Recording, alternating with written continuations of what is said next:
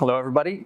He's Steve Andersen. I'm Marcus Hersh, and we're here to talk to you about the international runners on the Saturday Breeders' Cup Card 2023. And we're gonna start off with a bang. We're gonna go from the top down. The Breeders' Cup Turf, epic race. What is it? 7 international runners this year, Steve? Yes. I will say that I'll be shocked and stunned if an international horse does not win this race. I think you might be right. I'm as much as there is sentimental attachment to the American mare, Warlike Goddess. Love her. She's going to need to be like A++ to win this race, and a few of the dudes from Europe are just going to have a bad afternoon and not fire their best efforts. She might win, but it's going to be really tough against this lineup, and it's a good team of Europeans as well. They come from not only England and Ireland, but also France too. So it's a good, and they come from Japan. Let's be clear. There's another Shariah, yeah, from over in Japan is a long shot. Okay, I think that we can start at the top with the 2 favorites, and there's some differentiation on who's going to be favored with morning lines. Auguste Rodin, I think, will be favored over Mostadov, who was made the favorite on the track's morning line. I do think they'll be fairly close. Yes. Tell me what your feeling is about these horses. Well, I think Auguste Rodin is an exciting prospect who had a bad day at Ascot in the summertime, but other than that has won 3 consecutive Grade 1, starting with the English Derby in June, the Irish Derby in early July, and the Irish Champion Stakes in September. And I thought each of those races was very impressive. And this has been a race that the Aidan O'Brien team and the Coolmore Syndicate have had on their radar for this guy for several months. So you know doggone well he's here as good as they can get him. I think he's going to be super duper tough to beat in this field. Just plain and simple, I think he's going to have a nice patience trip and he'll get there. That's your pick? That's my pick. How about Mostadov? Mostadov's a lovely horse who won 2 consecutive mile-and-a-quarter races in the summertime in England, the Prince of Wales Stakes against 5 rivals at Royal Ascot in June to earn a free berth into this field. Then came back 2 months later and beat Paddington, who at the time was the world's greatest runner, seemingly. Sorry, but you know what I mean. And he beat that horse from the front end in the Juddmonte International at York. That's a track with a tremendously long stretch, really interesting layout they've got compared to what we have in the United States. I think Mostadov's got great credentials for this race. If he wins, it wouldn't shock me, let me be clear, but I'm just preferring Auguste Rodin. Okay. Neither one of those horses winning would surprise me at all. I'll poke holes in Auguste Rodin. He's been a no-show twice because his first start of the year he finished, last in the 2,000 Guineas. And the ground was quite soft that day, but he won over heavier ground than that in the Futurity Trophy at Doncaster the fall before. So I can't totally excuse that. So you got, the one thing is some days he just doesn't show up. Yeah. The other thing is his Derby was good, just average. It was an average Derby. King of Steel he beat by half length. King of Steel was having his first run of the year. Excellent horse, but first run of the year. And let's see, what are the other issues I have with him? Oh, the Irish Derby, I mean, he was 3-10. He could have run backwards and beat those horses. And finally, in the Irish Champion, I mean, that race was made to order for this horse. 2 stablemates set the pace right in front of him. He sat third, beat Luxembourg by a half length. Luxembourg is a lower level Group 1 horse. It was a solid performance, but it didn't blow my doors off. You don't think he can have the same trip in this field chasing Balladeer, the American horse? He could, but they're not his friends. Well, that's true as well. It's different when you have your friends doing the work for you. Yeah. Mostadov is very good. The main knock on him is, well, there's not a lot of knocks. One thing is he's coltish and aggressive and a little bit tricky. It took a long time to come to hand. His best races are excellent. He's in Europe, he's a mile-and-a-quarter horse. They wouldn't try him in a mile-and-a-half top race. Here, they think he can get a mile-and-a-half, and there's some validity to that. But I did notice one thing. You mentioned the International, where he ran everybody ragged on the front end.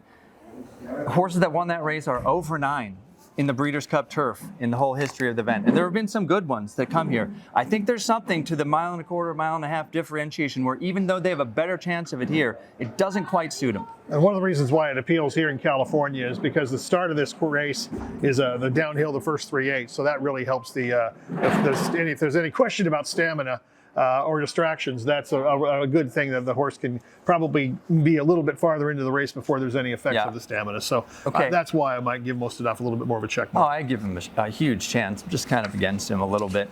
Okay, let's go to King of Steel and Ernesto, because these are both legitimate horses. Tell me about King of Steel. Well, he ran second at 66-1 in the English Derby at a surprising price.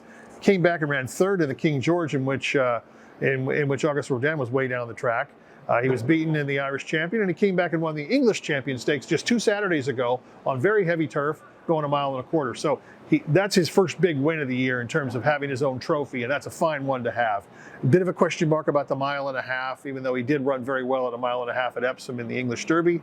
I thought he should have won the King George. I backed him that day. He turned for home in a really good spot. He kind of came up a little bit, looking like he was going to finish the job, but he just couldn't catch Hookham and the second place horse. So I thought a little bit less than ideal in that case. But he ran well to finish third. In this case, this race here, I think he's placed more than anything, and I would look for him at Del Mar next year. Right. Yeah. No, I mean, with regard to what you're saying about his season, I think he wasn't quite fully formed. He's a massive horse. Yes. He's meant to be like a 5-year-old when he fully grows into his frame. And I don't think he was quite all there yet. You could say that he would be quite all there now for this race if they had targeted it rather than running 2 weeks ago. Right. But with an outside draw and coming back on such short rest after a hard race, I can't have him. That's all right, fine. let's get to Ernesto.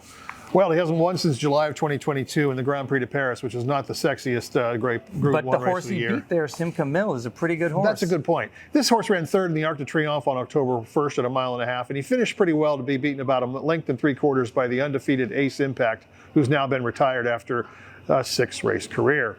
This one is a little more durable. He's been around the block a few times. In fact, he went to Japan and had a rough trip in the Japan Cup last November. I give him a chance to be in the first 3, and if he wins, it wouldn't knock me off my feet. I think he's got a good chance from off the pace, though. Should be a pace to follow in this field. Let's respect this horse. I don't respect him. I love him. Okay, I think fair he's the horse best suited to the race at 4 times the price of the other horses. Yeah. The Arc is the race that you want to have for the Breeders' Cup Turf. Yes. He missed catching Westover by this much. Yeah, Now how far Westover- Westover beat Mostadoff by in the Shima Classic? 5 lengths. 5 lengths. Yeah. It's a good form line. And okay, people say that, oh, this horse didn't run well in the Irish Champion. I think he's just like, he had a tough trip that day, was second start back after a 1-mile race. He got a late start to the year, I think probably in part because he ran in Japan where he did have a troubled trip and he was going to be third. And foreign horses don't run well in that race. That's true. His Arc, I think, is who he is. I think he's a fast ground horse who loves a mile and a half, who's coming here just his 4th race of the year. I have no concerns about his campaign. He's not going to be tired at all. He's fresh as a daisy. I think he wins. And one other point to back your idea. 8 furlongs in the mile, 10 furlongs, now 12 furlongs, a gradual progression. Is he picking up at the mile and a half? I think he's going to run the race of his life. I think he has a big chance. Sharyar would be a surprise. He's a Japanese horse. He used to be good inside. enough. He's erratic. He doesn't always run his race. I think they're here to see how he can do, but I think that the reason why they're also here is because Equinox is over in Japan beating everybody by a mile, and he's going to probably win the Japan Cup at the end of this month. So Sharyar wants to get away from that old neighbor of his who's a much better horse. So I think that's a good move to come here and give it a try. Yeah, but they're not going to get much, in my opinion. I understand. Let's move on. I think we ignore the rest of them, right? We've got I a think couple we're of safe, O'Briens that are here for the... Broome and Bolshoi Boy yeah, can do something on their day. I think Broome will exactly. actually be close to the face. I think he's... gonna- Bolshoi Boy could be part of your trifecta or Bolshoi superfecta. Ballet, yeah. Ballet, sorry. Bolshoi Ballet could be part of your trifecta. Okay, we got a bunch of horses in the mile. None of them stand out to me, but all of them are pretty good. We've got the English 1,000 Guineas winner Maj. We've got Master of the Seas, who he's never won a Group 1 overseas, but won the Woodbine Mile easily. He's been in America now for quite some time. We've got some other horses. Just Steve, tell me who you like. I like Songline, the Japanese 5-year-old mare. She's done just doggone about everything they've asked of her this year in regards to the fact she didn't run too well in Saudi Arabia. Let's leave that out of the conversation for a minute.